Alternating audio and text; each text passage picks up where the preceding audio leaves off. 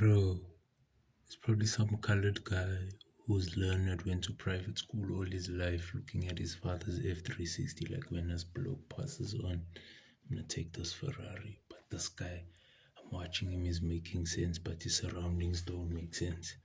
There's no father here, there's no mother, there's no money. To each his own, my guy. But, anyways, back to this. So now, crypto as a whole comes together around, because you must remember that in order for someone to build something of value that exists in through time and time and time again, because you must remember, before money became the popularized way to trade, it was bonds. That's what companies like Wells Fargo, were built on. Those are the companies back in the day. State Street, all those old banks were built on selling bonds, not dealing in money, not dealing in stocks. This is what developed through time, from the time of bonds, because now we have to remember that stocks are kind of like bonds in different variations, meaning that you get blue chip stocks, you get even more exclusive stocks than blue chip stocks. But those are the type of stocks where now a couple of guys come together to own one business. Its exclusivity basically means that it reigns over 5 different continents in 5 different countries, over 5 different currencies, meaning it becomes exclusive towards the people investing into it, because they can afford whatever costs incurred by owning companies with people from various different countries and continents.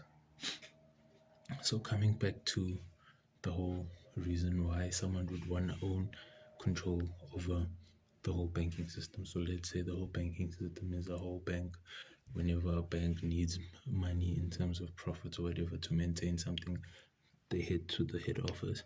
They apply for whatever they need to apply for, and then everything gets maintained, or the jobs roll out with whatever money they could afford per bank, because every bank would have to be privatized until every country can afford to invest into their own banks privately as countries, and not in the manner and way that it currently is working right now. So people would have to basically think about it in this way. A bank is like a foundation, like before you erect a building, you dig a hole and you throw some rubble at the bottom to ensure that it's more solid and more stable than what the normal surroundings of just pure ground would be. So after you dig the foundation, which would be this banking system, then would come a gaming system. The reason why I would put a gaming system right on top of a foundation, which is a banking system, is because most of the hackers in time have, especially with the development of AI, have brought their wallets and maybe call themselves crypto account wallet, and then they tricked a PC into thinking that the wallet on their game is the wallet in their crypto account, so that they could hack the bank and then basically take the money that's in their games account and make it real money. So maybe let's say the games account would be 32 million. They'd hack it through that way from like their Xbox account and make it money. So now obviously news like that can't make it to the news, because they'd have another 100 people, thinking they can do the same thing. Da, da, da, da, da. So after games are created on top of banks, you must remember that it would be impossible for someone to take their gaming code and put it on top, because right on top of that would be a crypto system that would feed the gaming systems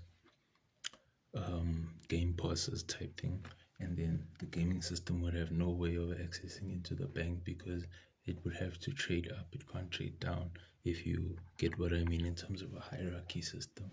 This would now mean that from Unity Games would get to now Unity Crypto.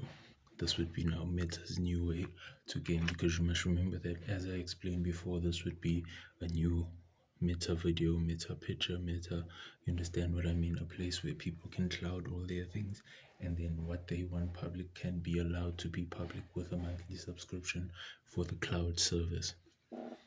This in turn would now basically be the pre-build for now all the banks in Africa and all the cell phone networks in Africa coming together and being owned by one company to be the type of foundation for this to become now Unity Games and then Unity Crypto and then Meta and then now the banking system. Because you must remember that in order for crypto to exist in the world, it was like in order for money to exist in the world, there had to be enough things on every shelf to be bought with money in order for money to exist and to be spent in a way that it has a daily return. Because you must remember that in the beginning of money, people who traded with money had a daily return of money, whereas in the morning they'd go to the bank and whatever they'd have, like like scaling a lot of things, and then they'd scale a lot of money, and they'd be like, okay, this money was worth a rand yesterday, it's worth 120 today. So all those dollars that you have there each get a 20 cent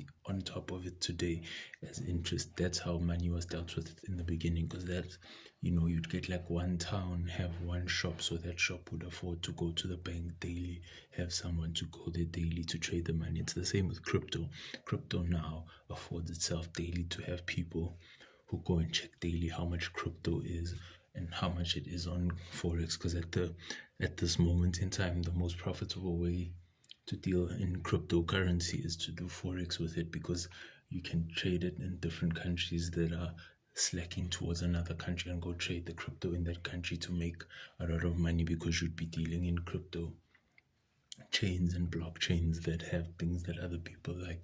That's the main part about forex that's good, but people don't know how to use it. That's why even in banned countries, people don't say they do forex, they just say that they trade within the exchange, because you, at the end of the day, all you're doing is exchanging money. It's not illegal to exchange money if you are licensed to exchange it, but most people take it to another level. That's why in most countries and continents it's not allowed to trade forex. But I know a way people can do it legally, but people just have to believe in the concept before it can go anywhere, because right now it's stagnant.